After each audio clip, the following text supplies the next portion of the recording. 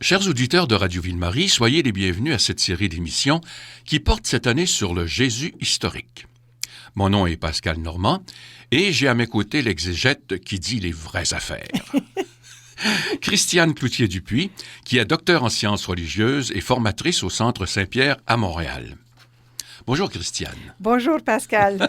C'est vrai que vous dites les vraies affaires, vous. Bien, comment dire, en fait, l'expression demande peut-être à être expliquée, explicitée. Les vraies affaires dans le sens que j'essaie de dire, j'essaie de partager aux gens les connaissances que j'ai en exégèse à partir de ce qui a été écrit, soit en hébreu, soit en grec, et à partir aussi de la compréhension que nous en avons rendue au 21e siècle à cause des outils qui se sont beaucoup développés à partir de 1950 à 1980, là, dans cette trentaine-là d'années. Il y a eu, on a fait beaucoup de recherches et on a mis au point les outils. Et ces outils-là font en sorte que l'on peut expliciter mieux les phrases que l'on retrouve dans le Nouveau Testament ou les contextes de ce que l'on raconte. Alors, c'est dans ce sens-là. Ah bon. Mais vous savez, la semaine dernière, vous nous avez appris que la recherche sur le Jésus historique par des exégètes est relativement récente. Oui. Si l'on considère qu'elle n'a pris son départ qu'au 18e siècle, ce qui est d'autant plus surprenant que le personnage de Jésus a fait l'objet d'une multitude de livres, d'études, de films dans toutes les langues du monde. Alors, c'est quand même spécial. Vous nous avez ensuite donné une bonne idée du contenu de la série d'émissions et comment vous comptez l'orienter au cours des semaines à venir. Et nous nous sommes quittés en promettant à nos fidèles auditeurs de leur offrir un certain nombre de livres qui sont parus, ou plus ou moins récemment, et que vous avez commentés, que vous allez nous commenter, et avec la franchise et la fougue qu'on vous connaît. Alors, on commence par les livres. Par lequel vous voulez commencer?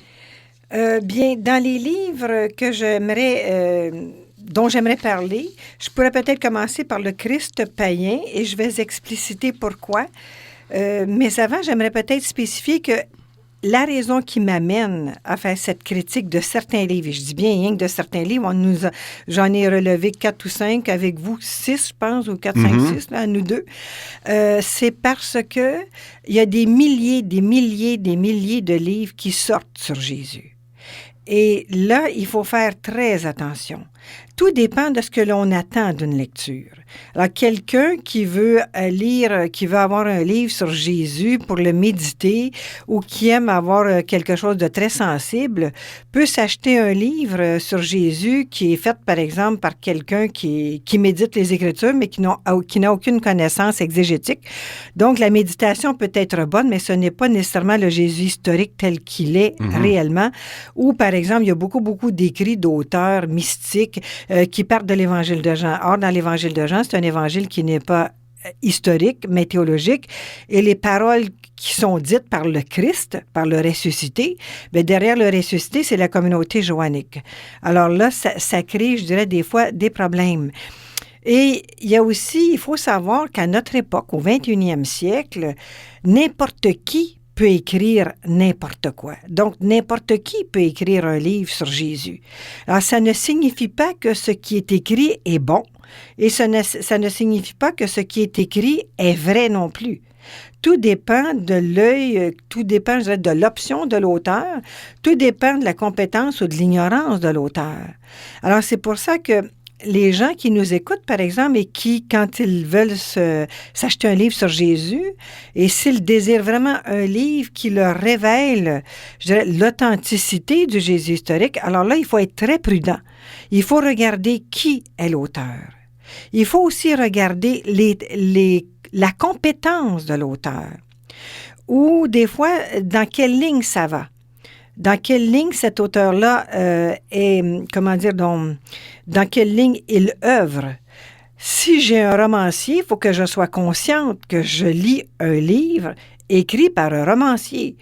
celui qui a fait le plus de bruit, c'est le Code da Vinci avec Dan Brown. Hein. Alors là, le monde est parti à... Bon, il y a beaucoup de bouche à oreille aussi pour les livres, peu importe sur Jésus ou sur un autre sujet. Oui. Alors là, il y a eu beaucoup de bouche à oreille avec le Da Vinci Bien Code. oui, et ce que ça a fait, le résultat, et ça me fait rire, ça a fait vendre le livre 10 fois plus. C'est ça. En fait, ça a fait vendre le livre. Le livre a commencé à intéresser les gens à partir du moment que Rome a mis en garde.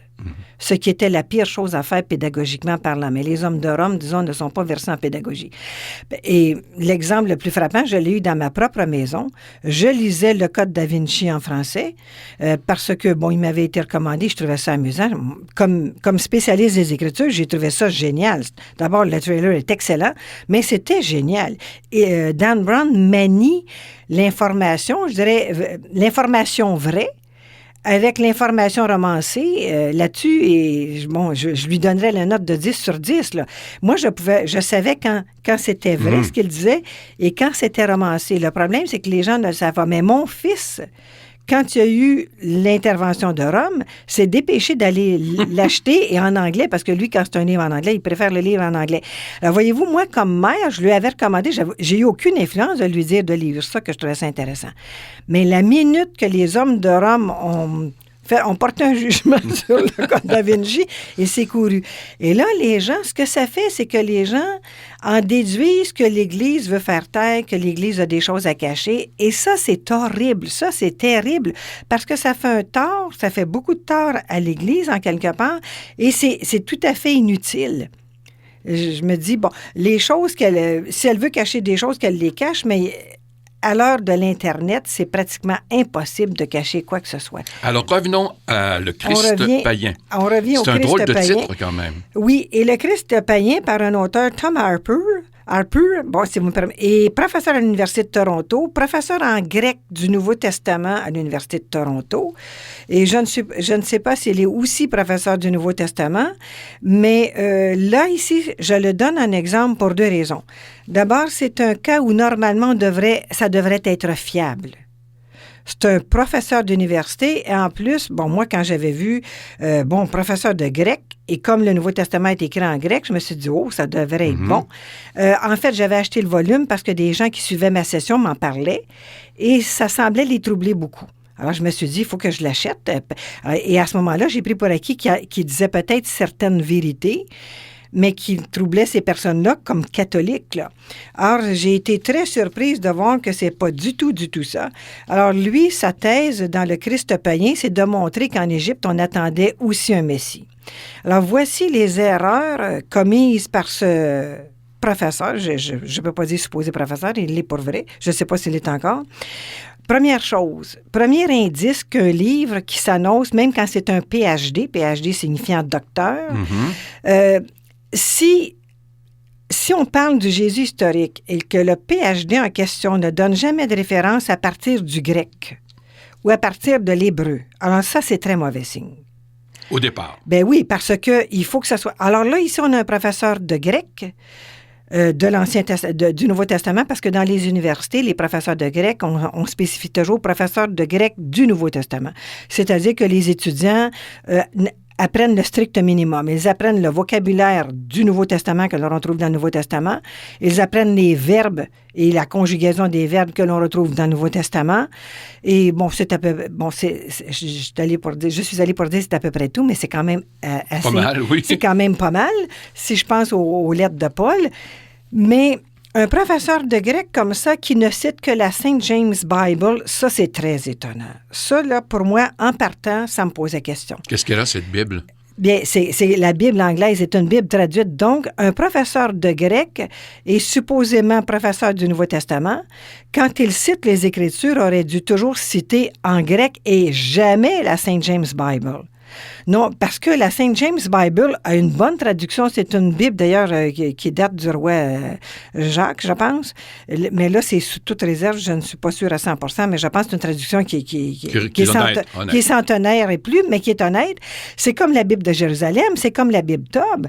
Bon, ici, nous nous servons régulièrement de la Bible Tob ou parfois de la Bible de Jérusalem, mais combien de fois je vais vous dire, bon, c'est ça qui est écrit, mais en hébreu, ce n'est pas ça qui est là.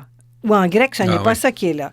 Et parfois, et souvent, quand c'est l'Ancien Testament, qu'on soit dans Tob ou qu'on soit dans la Bible de Jérusalem, la traduction, le mot est mal traduit de toute façon. Et que dans le Nouveau Testament aussi souvent, que ce soit pour la femme, par exemple, qui souffre d'asthémie, puis qu'on dit qu'elle est atteinte d'un esprit d'infirmité, au lieu de dire qu'elle est atteinte d'un esprit d'asthémie, de faiblesse, ou que ce soit la femme qu'on a dit, la fameuse femme adultère qu'on traduit dans toutes les Bibles. Vin ne pêche plus, alors qu'en grec, c'est vin ne te trompe plus de chemin. Alors, ces erreurs de traduction-là, on les retrouve partout en français. Peu importe la Bible. Et ça doit être, quand je dis en français, c'est dans n'importe quelle autre langue vivante. Ce sont des traductions théologiques qui sont là depuis des siècles, probablement des millénaires aussi, peut-être 1000 ans et plus, et qui sont fausses. Alors, quelqu'un comme Tom Harper, qui est censé être excellent en grec, aurait dû, pour asseoir sa théorie, partir du grec ou, dans l'Ancien Testament, partir de l'hébreu. Or, jamais, au grand jamais, il ne parle des termes soit en hébreu, soit en grec. Mais le pire, c'est que pour asseoir sa théorie, parce qu'il part de l'Égypte et et qu'en Égypte aussi, on attendait un Messie. Or, durant mes études de doctorat, j'ai suivi un cours de 45 heures sur les religions antiques. Et les religions antiques, c'était particulièrement, pour ne pas dire presque uniquement, les religions de l'Orient ancien, y compris, bien sûr, l'Égypte. Donc, Mésopotamie, Babylonie, Égypte. C'était vraiment le critère. On ne touchait pas vraiment aux religions antiques de la Grèce et de Rome, parce que ça, c'est beaucoup plus connu. Alors, quand on se donne alors c'était beaucoup plus important à ce moment, pour moi de suivre ce cours-là. Et jamais, jamais il n'a été question nulle part de l'attente d'un supposé Messie en Égypte. Et croyez-moi, le professeur qui m'a enseigné était très ferré. Il y a des livres sur le sujet écrits par Jean Bottero, qui est le grand spécialiste, c'est un Français, des religions de la Mésopotamie et de l'Orient ancien. Ça comprend aussi l'Égypte. Il n'a jamais été question de Messie en Égypte. Ensuite, autre chose impardonnable, à mon avis, c'est qu'il ne cite jamais, il se sert beaucoup du livre des morts. Mais il ne dit jamais, il ne spécifie jamais la traduction qu'il utilise et la maison d'édition. Or, les traductions du livre des morts sont nombreuses et multiples et elles ne sont pas du tout de qualité égale. Qu'est-ce que c'est le livre des morts? Le livre des morts en Égypte, c'est extrêmement intéressant. C'est toute la question des croyances égyptiennes et ce qui arrive après la mort, tout ce qui concerne la mort. Et toutes les divinités et comment ça se passe dans l'au-delà. Et j'avoue que le livre des morts est d'une qualité exceptionnelle. Bon, c'est des milliers d'années avant Jésus-Christ, bien sûr, mais j'avais été à Toronto à une exposition égyptienne où on parlait beaucoup du livre des morts. On voyait parce qu'il y a eu plein de peintures faites à partir de ça, de peintures égyptiennes là, qu'on reproduisait au musée de Toronto. On a eu droit aussi à des sarcophages avec des vraies momies. Tout ça, écoutez, j'ai été 5 heures rien qu'à faire, je sais pas si c'était 2 étages, pas plus. Et dans le livre des morts, leur foi est tellement forte que quand je suis ressortie de cette exposition-là, je pense que je croyais encore plus à la résurrection qu'avant. Même si eux ne parlent pas de résurrection comme telle. Mais leur croyance dans une autre vie est tellement forte. Et la façon dont c'est dit dans le livre des morts, c'est si convaincant que moi ce n'est pas du tout ma religion. D'ailleurs, cette religion-là n'existe plus, c'est une religion ancienne. Mais ça m'arrivait devant certains écrits du livre des morts. Je me rappelle encore au musée, il y avait des centaines, je dirais, de reproductions là, d'affiches faites sur des papyrus, là, des dessins. Et là où on mettait la phrase du livre des morts. Et je trouvais ça si brillant, si intelligent que je me disais, même pour une chrétienne, ça nous aide au niveau de la foi. Or, mais à l'université, on nous avait bien dit aussi que la traduction du livre des morts, c'était très important de savoir de quelle traduction on se servait parce que la qualité des traductions est très inégale, d'une part. Et là, à ce moment-là aussi, la maison d'édition. Or, jamais, nulle part, ce que j'ai trouvé épouvantable, parce que comme scientifique, ça m'horripilait, jamais, il ne nous a donné le mot que l'on utilisait dans le livre des morts ou ailleurs, parce qu'il ne servait pas à rien pour dire le mot « Messie ».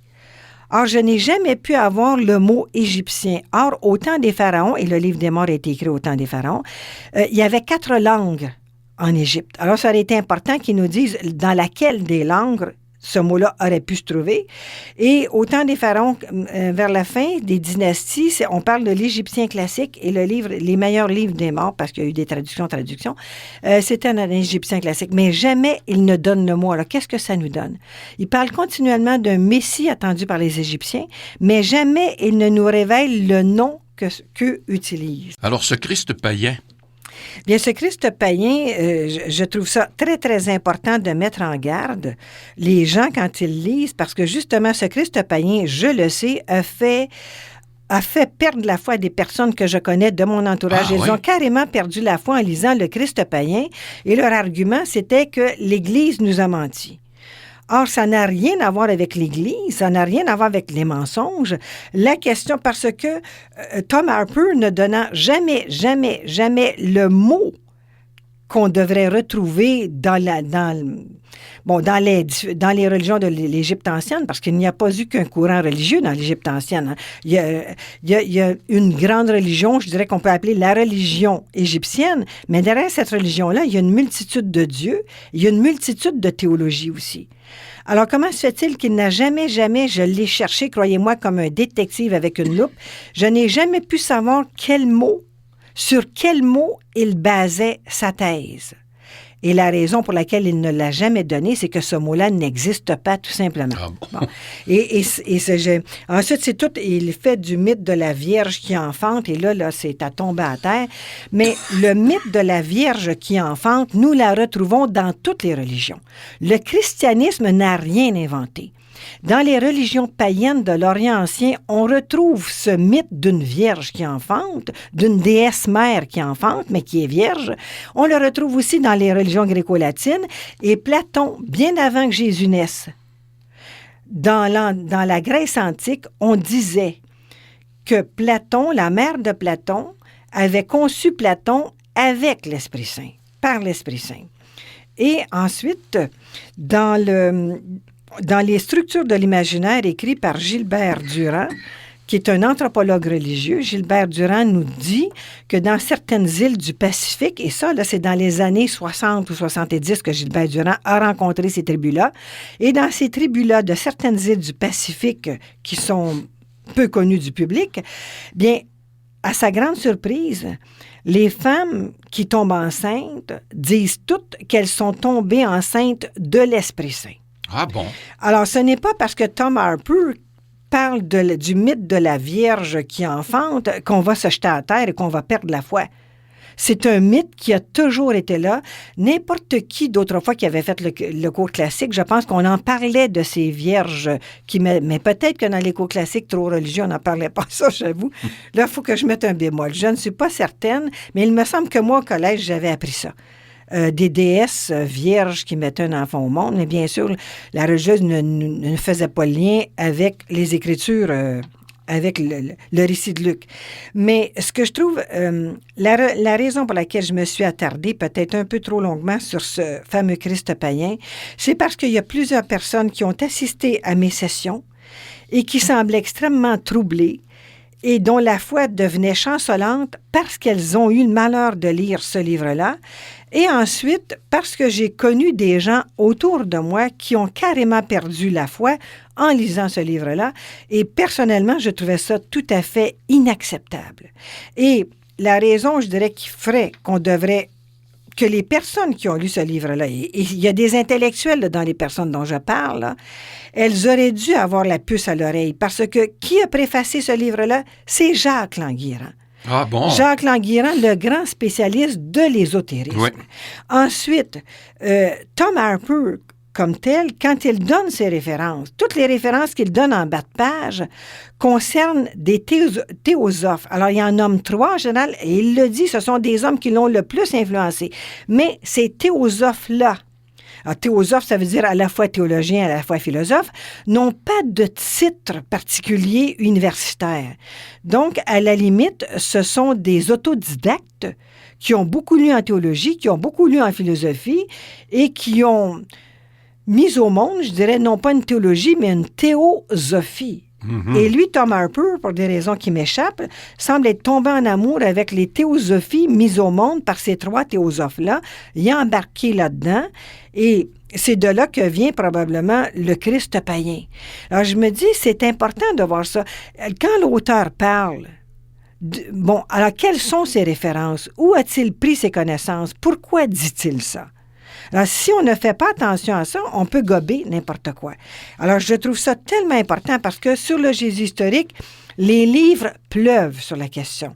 Or, il y en a d'excellents et il y en a de pourris. Il y en a qui vont vous donner encore plus de foi en Jésus-Christ et il y en a qui vont vous la faire perdre. Donc, c'est très important de savoir qui écrit. Quelle est la compétence de la personne qui écrit? Faire la part des choses aussi. Oui, et d'aller vérifier aussi ses notes en bas de page. De qui prend-elle ces renseignements? Et vous avez lu aussi comment Jésus est devenu Dieu.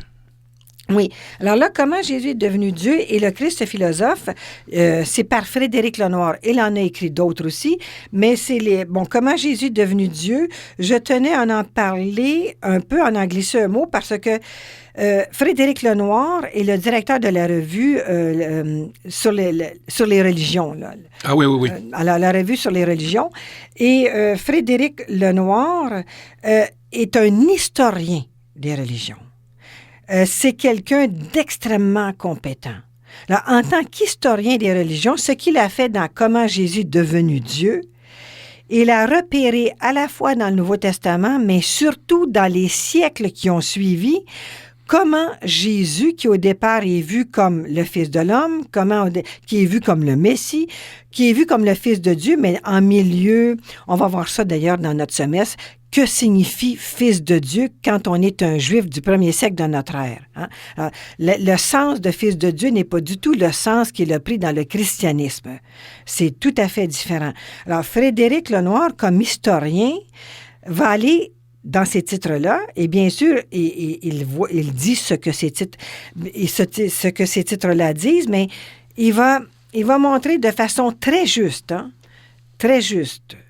et très vraie, comment on en est venu, à travers les dogmes, à pontifier que Jésus est à la fois Dieu et homme.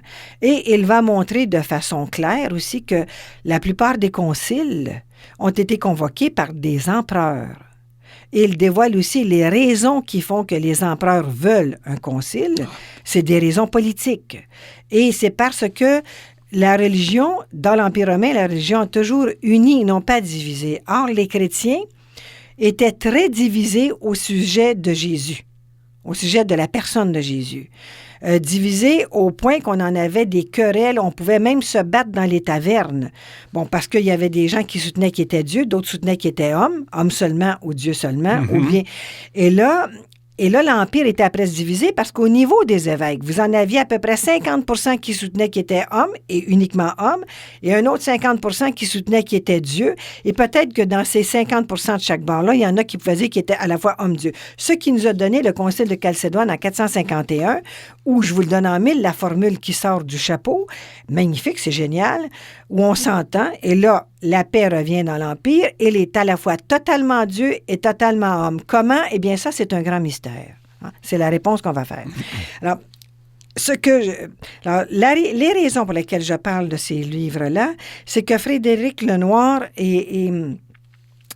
ce qu'il dit est vrai. Ce qu'il dit est authentique. Il peut prouver tout ce qu'il avance. Bien, dans le Christ philosophe, il parle beaucoup de l'Évangile de Jean. Ça, c'est un peu plus spécial, mais il n'a absolument pas exégète. Ça n'a rien à voir. Mais il le dit, il a beaucoup médité l'Évangile de Jean. Ses explications qu'il donne sur l'Évangile de Jean, moi, je les ai trouvées savoureuses ou excellente, même si ça ne relève pas de l'exégèse. Là, je vais être clair, ça ne relève pas de l'exégèse. Mais son but, dans le Christ philosophe, c'est de montrer derrière l'enseignement de Jésus toute la question philosophique, toute la sagesse, en fait. Il veut montrer un Christ, un Jésus-Christ sage, et il atteint son but. Alors ça, les raisons pour lesquelles je le nommais, c'est que un catholique de bonne foi qui achète ce livre-là, mais qui n'a pas de connaissances de base, pourrait être renversé, pourrait être scandalisé, ou pourrait, et à la limite peut-être, perdre la foi, ce que je trouverais inquiétant, et ce qui n'est absolument pas le but de Frédéric Lenoir. Frédéric Lenoir ne se dit pas croyant comme tel. En tout cas, je ne sais pas tout à fait sa couleur. Je pense qu'à un moment donné, il le dit dans un de ses livres, mais honnêtement, je ne m'en souviens plus. Là. Il fait une introduction.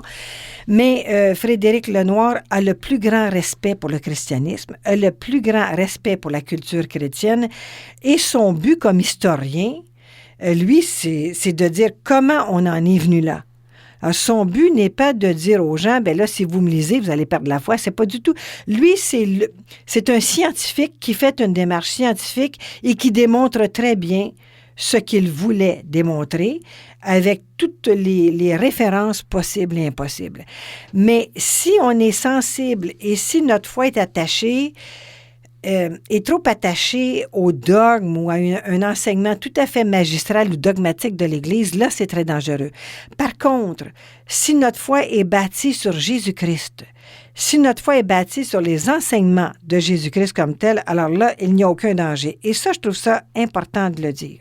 Mais c'est un excellent directeur. C'est la revue des Sciences des religions. Sciences des religions. Sciences des religions. Ah oui, il fait un travail exceptionnel. Les sciences de religion, c'est d'une fiabilité extraordinaire. Hein. Je lis cette revue-là régulièrement. Là. C'est du gâteau, c'est du bonbon. Il y a souvent des thèmes. Hein, Ah oui, c'est génial. Là. C'est génial. Et lui-même est d'une compétence hors du commun. Là. Je veux dire, il a une culture, il a des connaissances impressionnantes. J'ai hâte de vous entendre parler de l'ultime secret du Christ. Bon, alors, l'ultime secret du Christ, ça vient de sortir, je pense que ça fait quelques mois. L'auteur est Jesus Rodrigues dos Santos. C'est un Portugais. C'est un auteur de romans. Mais un auteur de roman qui est très versé dans les connaissances exégétiques sur le Jésus historique. Ce n'est pas son premier roman, celui-là.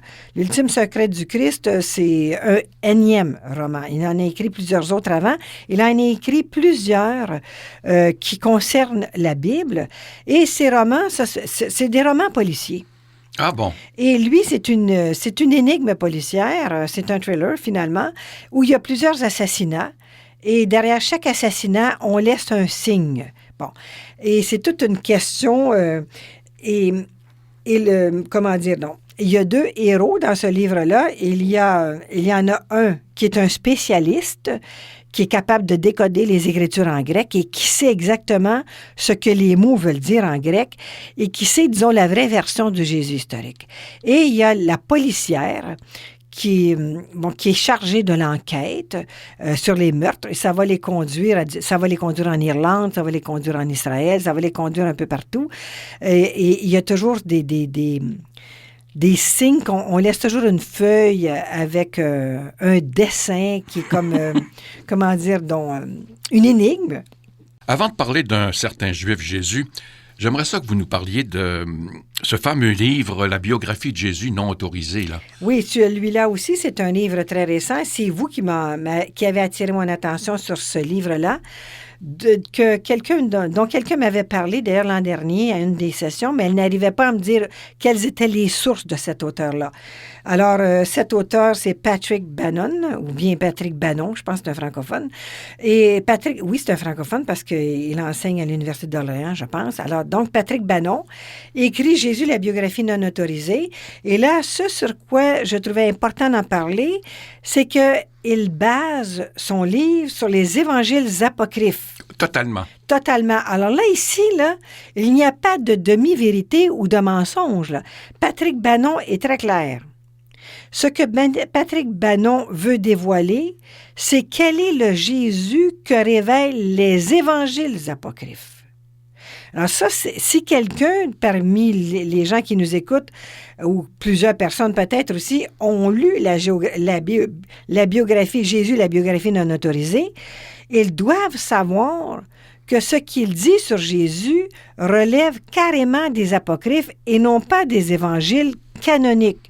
Ça fait une grande différence. Justement, on va en profiter pour faire la différence entre canonique et apocryphe. Alors, les évangiles canoniques sont les évangiles qui ont été reconnus au 2e siècle de notre ère par l'Ecclésia de l'époque, donc par l'Église de l'époque, comme étant des évangiles sûrs, je dirais, comme dans le sens fiable.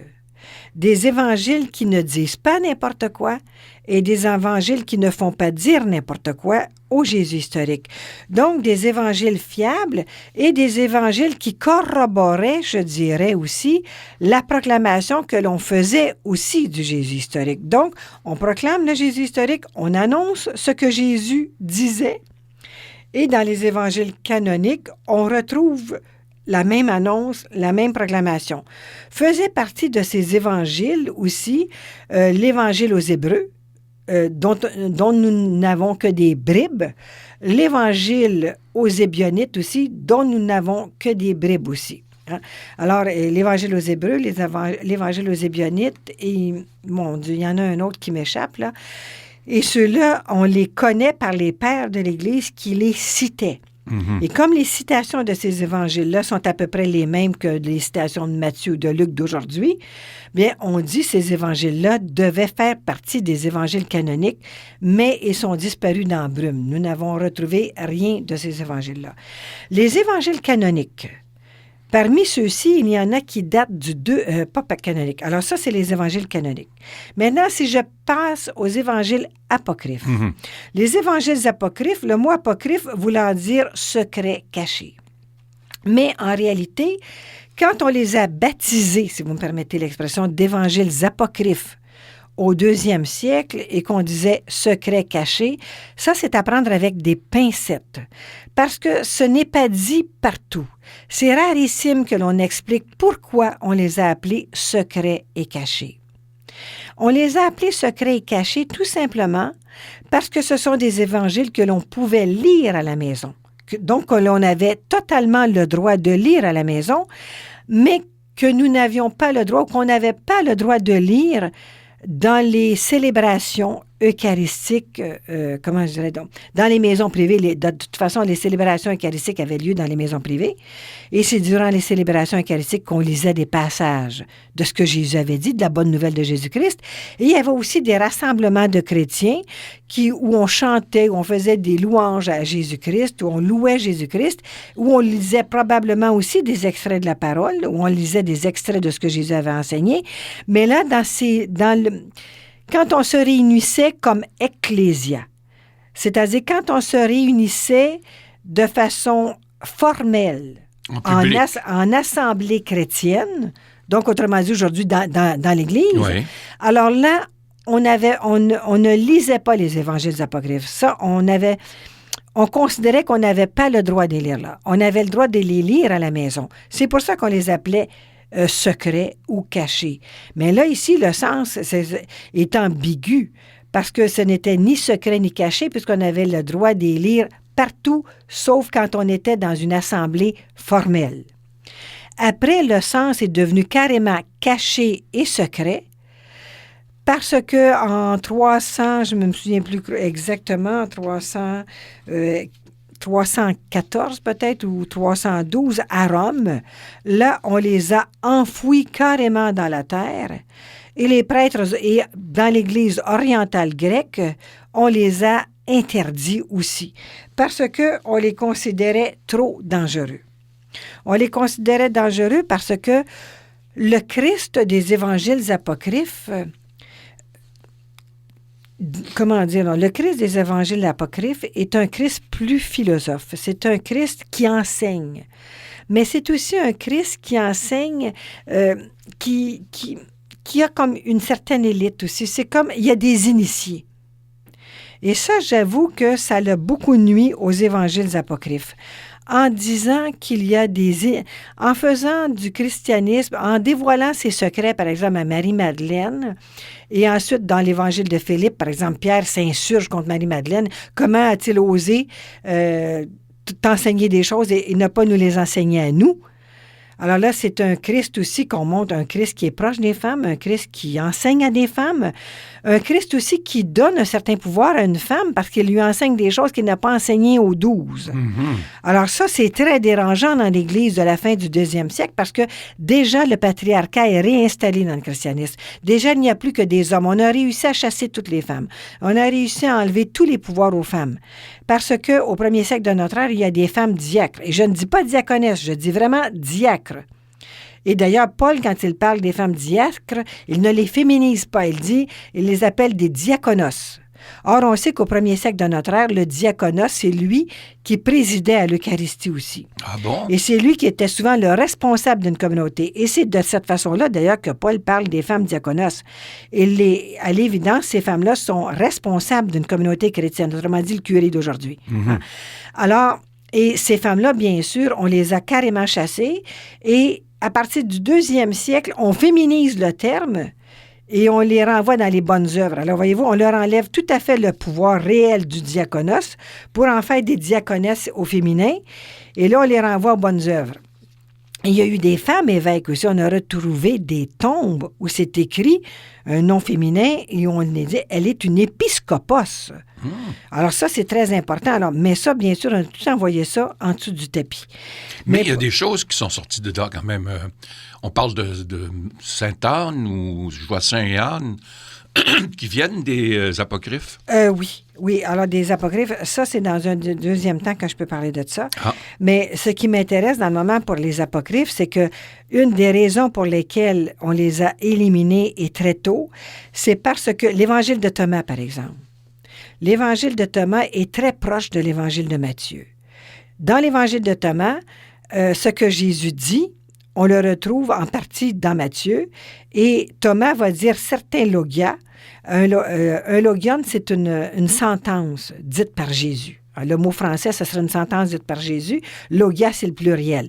Donc, il y a certaines sentences que Jésus dit dans l'Évangile de Thomas que les plus grands exégètes actuels vont dire Jésus a certainement dit ça. C'est une pensée araméenne pure, même si c'est écrit en grec, et ça corrobore totalement le Jésus historique. Ensuite, il y a certaines petites paraboles dans l'Évangile de Thomas qui sont reconnues comme étant authentiques. On sait que c'est authentique. Mais naturellement, dans l'Évangile de Thomas, Marie-Madeleine a aussi une place de choix. Et dans l'Évangile de Thomas, effectivement, c'est que Jésus aussi, là, va dévoiler des choses à Marie-Madeleine et aux disciples. Et c'est peut-être ça qui enlève le plus, je dirais, de crédibilité à ce moment-là à l'Évangile de Thomas. Parce que là, vous voyez un Jésus élitiste, ce qu'il n'était pas réellement.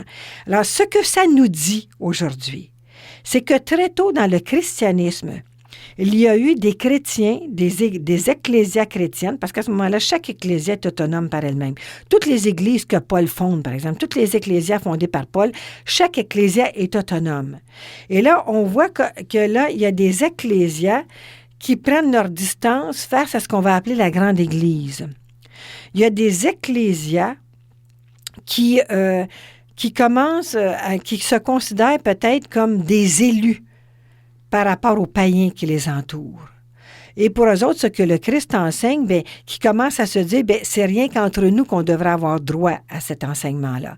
Ensuite, il y a des ecclésias aussi qui refusent le paternalisme de la grande Église, qui refusent d'entrer ou d'embarquer dans le patriarcat et dans l'autoritarisme des hommes d'Église que l'on retrouve dans les épîtres pastorales de Tite et de Timothée, d'ailleurs, où il n'y a plus aucune place pour aucune femme, et qui continuent à soutenir que les femmes ont une place et ont droit à avoir des postes d'autorité. C'est toute la question de l'Évangile de Marie-Madeleine. Alors, vous comprenez que l'Évangile de Marie-Madeleine est très dérangeante pour les hommes du 3e siècle. et pour les hommes du 4e siècle, parce qu'elle remet en question le pouvoir totalement masculin et parce qu'elle redit à sa façon que dans l'Église primitive, les femmes avaient du pouvoir et à l'évidence, Marie-Madeleine avait du pouvoir. À l'évidence, Marie-Madeleine a eu une relation privilégiée avec Jésus et à l'évidence, Marie-Madeleine a suscité la grogne chez les apôtres et la jalousie aussi. Et ce n'est pas pour rien que dans l'Évangile de Jean, celle à qui Jésus se révèle, se dévoile le premier, c'est à Marie-Madeleine. Et c'est corroboré, et les synoptiques qui, eux, parlent du Jésus historique, ne parlent que des femmes qui font l'expérience de la résurrection après la mort de Jésus. Donc, à l'évidence, il y a déjà une rivalité homme-femme après la mort de Jésus. Et à l'évidence, Marie-Madeleine leur cause des problèmes, pose question à cause de sa relation privilégiée avec Jésus. Et Crossan, qui est un très grand exégète, va dire, puisque Marie-Madeleine suscite beaucoup de contradictions à l'intérieur même des évangiles, c'est la preuve évidente qu'elle suscitait comme des frictions à l'intérieur de l'Église primitive et de la jalousie aussi à l'égard de l'Église primitive. Je vous rappelle que vous êtes à l'écoute de Questions de sens portant sur le Jésus historique sur les ondes de Radio Ville-Marie en compagnie de Christiane Cloutier-Dupuis et de Pascal Normand. Est-ce qu'on revient un peu à Patrick Bannon pour... Oui, Patrick Bannon, parce que justement, si je me suis longuement étendue sur les évangiles apocryphes, c'est parce que Bannon va s'inspirer directement des évangiles apocryphes, ce qui fait que ce qu'il dit de Jésus doit être pris au sérieux, mais aussi doit être pris, on doit faire attention, parce que les évangiles apocryphes, actuellement, là, au 21e siècle, elles sont très utiles aux exégètes. Par exemple, l'évangile de Thomas est très utile pour les exégètes, parce que c'est un évangile très, très proche des évangiles canoniques. Et ça nous dit aussi, ça nous permet de confirmer des paroles authentiques de Jésus que l'on retrouve dans les évangiles canoniques. Bon. Maintenant, dans l'évangile de Philippe ou dans l'évangile de Marie-Madeleine, à ce moment-là, quand les exégètes lisent ces livres-là, ce que ça leur dit plutôt, c'est l'évolution de l'image du Jésus historique. Mais les évangiles apocryphes, en exégèse, nous devons les connaître. C'est une condition sine qua non. C'est extrêmement important de savoir ce que les évangiles apocryphes disent. Mais les meilleurs spécialistes pour les évangiles apocryphes, ceux qui aident les exégètes, en fait, ce sont les sociologues des religions et les historiens des religions. Mais en particulier les sociologues des religions, parce que ces sociologues-là, quand ils analysent les évangiles apocryphes, sont capables de les décoder. Et ils sont capables de dire à l'exégète, par exemple, regardez le chemin que ces communautés chrétiennes-là ont fait. Regardez à quel point ils prennent leur distance au niveau de telle ou telle chose qui concerne les femmes, qui concerne Jésus, qui concerne certains enseignements. Et en même temps, ils nous montrent l'évolution sociale du christianisme en milieu pagano-chrétien, c'est-à-dire que vous avez des chrétiens qui, à partir de Constantin, doivent devenir chrétiens, alors donc des païens qui deviennent chrétiens, mais qui ne deviennent pas de bon cœur des chrétiens. Et pour que la pilule passe, on a beaucoup ajusté le christianisme à tout ce que l'on enseignait dans les religions païennes. Alors ça, on retrouve ça dans les évangiles apocryphes. On retrouve cette espèce d'ajustement des concessions que l'on a fait aux païens pour qu'ils acceptent de devenir chrétiens. Alors, c'est pour ça que, du point de vue du sociologue des religions et du point de vue de l'historien des religions, c'est très intéressant, les évangiles apocryphes. Et personnellement, j'aime bien lire les commentaires des historiens des religions ou des sociologues des religions quand ils analysent des évangiles apocryphes parce qu'ils nous dévoilent des choses que nous ne voyons pas. Et ils nous font prendre conscience aussi d'une certaine distance par rapport aux évangiles canoniques et à la limite, ils peuvent aussi nous expliquer pourquoi il y a de telles transformations. Et c'est vraiment en sociologie des religions qu'on est capable de voir, par exemple, à quel point les femmes ont dû se battre pour garder une certaine influence et à quel point aussi elles ont perdu. Est-ce qu'il y en a plusieurs évangiles apocryphes? Oui, il y en a plusieurs, et plus elles se rapprochent du Moyen Âge, moins elles sont fiables aussi. Les évangiles apocryphes les plus intéressants sont ceux, je dirais, entre le 2e et le 4e siècle. Et peut-être début du 5e siècle aussi, parce que le 5e siècle, c'est en 400 quelques, là.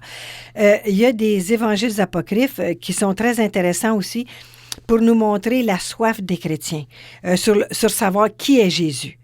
Et comme les évangiles canoniques ne sont absolument pas des biographies du Jésus historique, alors là, bien, on va inventer des biographies, au fond. On va inventer des choses pour satisfaire la curiosité des chrétiens. Moi, je compare ça un peu aux journaux zapotins sur les vedettes, là. Mais là, ça, je dirais que toute comparaison est boiteuse, hein? Parce que là, Jésus de Nazareth, c'est pas une vedette, d'abord, et on dit pas n'importe quoi non plus. Mais c'est parce que c'est pour répondre à des besoins des chrétiens de cette époque-là qui sont habitués avec leurs anciens dieux païens à savoir qui est le père et la mère de telle divinité. Et d'où vient telle divinité, par exemple? Ou d'où vient quel homme célèbre? Dans quelle ville il est né? Qui étaient ses parents? Qu'est-ce qu'il a fait avant? Or, avec le Jésus historique, nous ne savons rien de ça. Alors, c'est là que va arriver Marie et Joseph. C'est là qu'on va parler de Joseph, soit qu'on le mette veuf et qu'il se remarie pour expliciter ensuite ses nombreux enfants qu'on nomme dans l'Évangile de Marc, de Luc et de Matthieu aussi. Mais comme on en a fait une vierge entre-temps, bien là, il faut le faire veuf pour expliquer les enfants. Ou plutôt, on met le jeune Joseph à la verge fleurie. Imaginez-vous donc, c'est l'expression telle quelle, ce que je trouve assez impressionnant. Et là, pour ce fameux homme à la verge fleurie, qui bien sûr ne s'en servira pas, puisque c'est un lys qui va remplacer sa verge fleurie, et qui va être capable de tenir, de se retenir et de tenir avec une belle jeune fille à côté de lui toute sa vie, bien sûr. Et, bon, enfin. On reparlera de ça plus tard. et là, comme on développe parallèlement un culte à Marie beaucoup, parce qu'on développe tout le culte lié à la virginité, parce que la virginité va devenir une obsession des pères de l'Église. Hein. Vraiment, une analyse, une psychanalyse de ces hommes-là, même post-mortem, serait extrêmement intéressante. Leur obsession de la virginité, de la chasteté est vraiment impressionnante. Donc, il faut que Marie soit vierge. Et là, de cette vierge-là, bien là, qui a enfanté cette heureuse vierge? Là vont apparaître comme par enchantement Joachim et Anne, qui eux-mêmes, bien sûr, vont enfanter une vierge. J'ai l'impression que ça va être chaud dans les prochaines émissions. Alors, c'est tout pour cette semaine. On remercie beaucoup Serge Plaisance, qui est à la technique. C'est Christiane Cloutier-Dupuis et Pascal Normand qui vous disent à la semaine prochaine.